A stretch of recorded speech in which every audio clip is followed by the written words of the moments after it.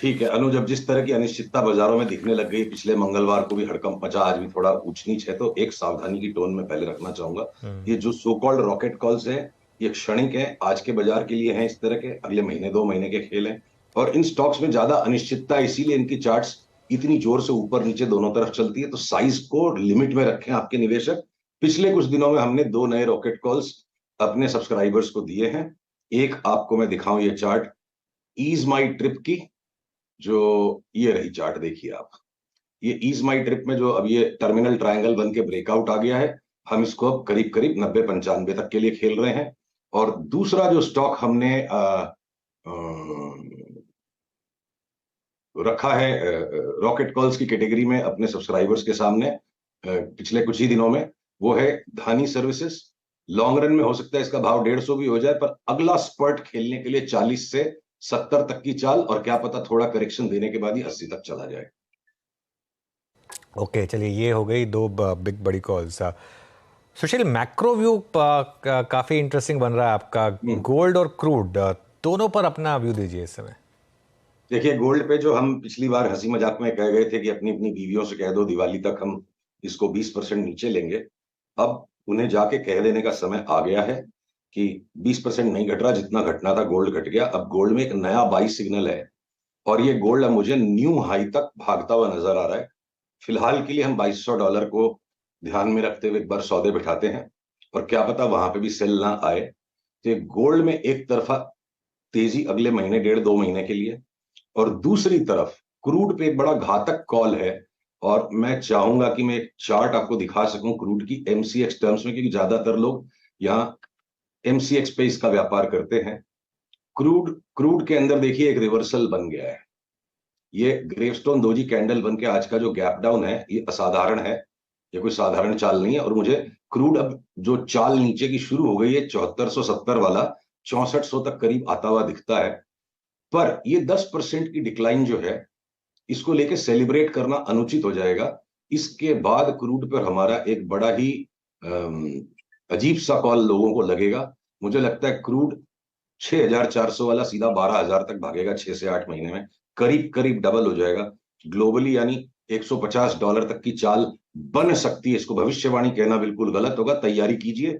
और इस तरह की घटना कोई बड़े जियोपॉलिटिकल इवेंट के बिना शायद नहीं होगी। क्या पता अफ्रीका का वॉर का थिएटर रशिया के साथ साथ अब और बड़ा हो जाए, या कोई और घटना घटेगी। पर क्रूड की चार्ट्स बता रही है ये अगला 10% ट्रैप है मंदी करने के लिए, और उसके बाद बहुत खतरनाक तेजी क्रूड में आने की संभावना है। सुशील जी, अगर आप ट्रेड मतलब इतना कन्विक्शन रखते हैं क्रूड पर, ऑलमोस्ट यहाँ से डबल होने की ट्रेजेक्ट्री पर आप बिलीव करते हैं, तो अभी नहीं, 10% घटने के आपका बाद। शॉर्टिंग का व्यू क्या 10% है? हाँ जी। ओके, अच्छा, ओएनजीसी, एचपीसीएल, बीपीसीएल, आईओसी, यहाँ पे क्या कर रहे हैं आप? यहाँ पे व्यू क्या है आपका? कि आज भी इतने घटे हुए बाजार में बीपीसीएल ने जो भी नीचे गैप डाउन दिया, अगर आपका पीसीआर इस चार्ट को दिखा पा रहा है, मैं आपकी स्क्रीन नहीं देख रहा, तो बीपीसीएल में हमारा बहुत ही धुआंधार बाइंग का कॉल है। हमारे सब्सक्राइबर्स लोडेड हैं बीपीसीएल पर, सिमिलरली एचपीसीएल पर भी।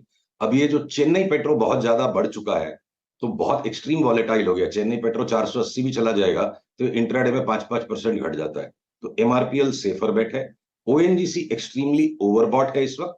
अगर ये 20-25 रुपया नीचे आ जाता है तो उसको निवेश करके बैठना हमें उचित लगता है। और अगर ये क्रूड की थीसिस राइट हो गई, तो साल भर में अगर ओएनजीसी 400 हो गया तो बड़ी बात नहीं, पर उसके लिए अभी के अभी बाइंग करनी नहीं, पुल बैक में लेना है ओएनजीसी को। ओके, ओएनजीसी और बीपीसीएल पे, आईओसी पे आपने व्यू समझा।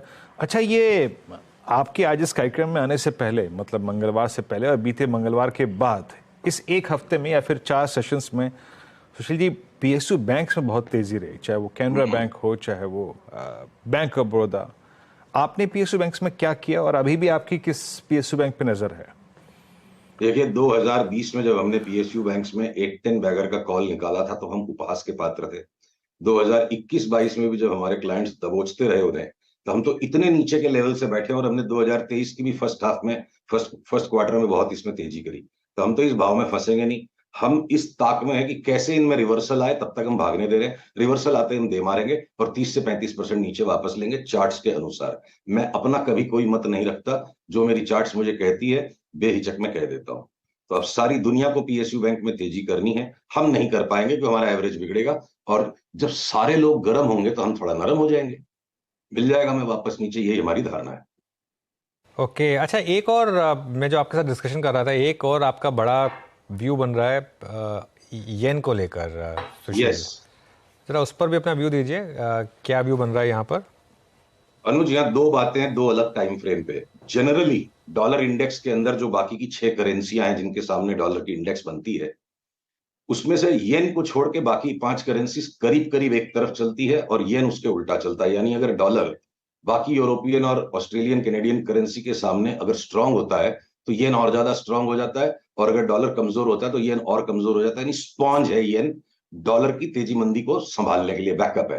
पर इस बार कुछ ऐसी चार्ट्स बन गई हैं कि न सारी बाकी की 6 करेंसियां, येन भी एकदम एक साथ शिखर पर है, और डॉलर इंडेक्स में मुझे बड़ा सेल ऑफ आते लग रहा है, इस साल का एक नया लो आ जाए।